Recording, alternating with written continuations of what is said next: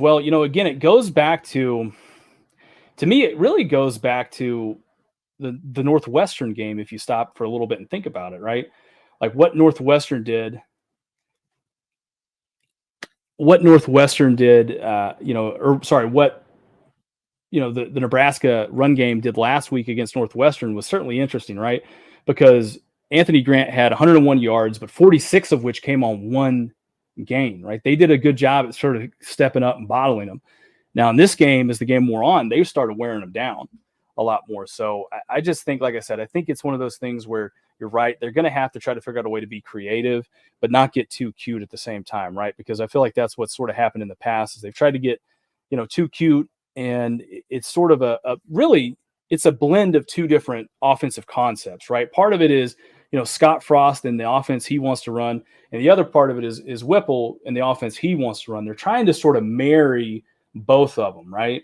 And Frost is more zone run, stretch the ball out, horizontally, whereas Whipple's more, I want to throw it down the field vertically and utilize some of those guys like Trey Palmer and the big tight ends and all that stuff, right? He wants to push the ball vertically, but when you want to push, and I've said this, right? If you are going to try to push the ball vertically in a Mark Whipple offense, you have got to be able to run the ball. Last year in that Pitt offense, Whipple, I think they had 3 running backs that had north of like 500 yards. So they had running attack that had like 1,500 yards. And that's part of what they were able to do, right? They got to do that again this year. They can't just have Anthony Grant be the only guy running the ball, right? Let's jump into some more of these comments here, though.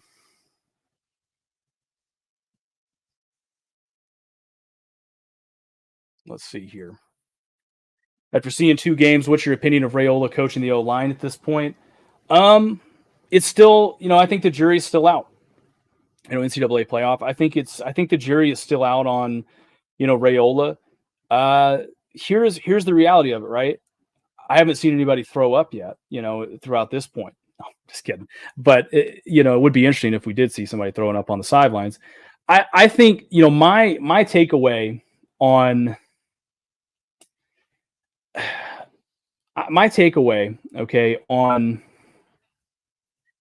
Raiola is this, going into this year, and you go and you look at, his coaching, sort of where he coached at, right, before this.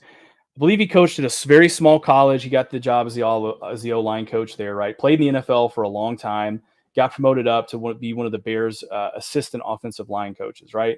The one thing I can tell you, and again, this isn't me trying to be negative. This isn't me trying to bag on him. I think he's doing a good job with what he's had. I mean, because a lot of the question marks coming into this season certainly was surrounding the offensive line. Raiola, I think he's doing a pretty good job. I mean, to me, as far as coaching and everything like that is concerned, I'll say this. I think that they absolutely, you have to buy him a little bit of time, right? If we can buy Scott Frost and Mark Whipple a time and they can do enough this year to sort of keep things moving, right? This is going to be, I'm telling you right now, you get Mark Whipple, Casey Thompson back next year. You bring back some of these weapons and Trey Palmer and some of these other guys. This can be a special offense. But the key to that is you have to do just enough. Like you said, Raiola and the O-line, they got to do just enough to keep Thompson and them sort of pounding. You got to keep a rotation of backs sort of running downhill, and you got to do that, right? I think through 2 games, it's no secret the offense is going to have to carry this team. The offense is going to have to carry this team, and they're going to have to figure out a way to stop the run. If you can figure out a way to stop the run, and that may be an impossible task to ask, if you can figure that out and have the offense carry you, then we're going to be in for, we're going to upset a lot. We're probably going to upset some teams, and we're going to win a lot of games this year if we can do that, right? The season's not over yet by any stretch of the imagination.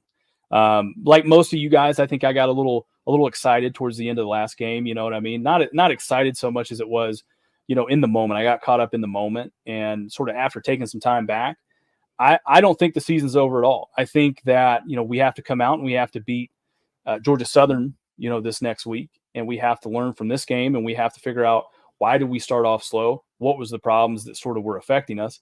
And then, I think we'll be able to kind of keep it pushing and keep it moving going into Oklahoma.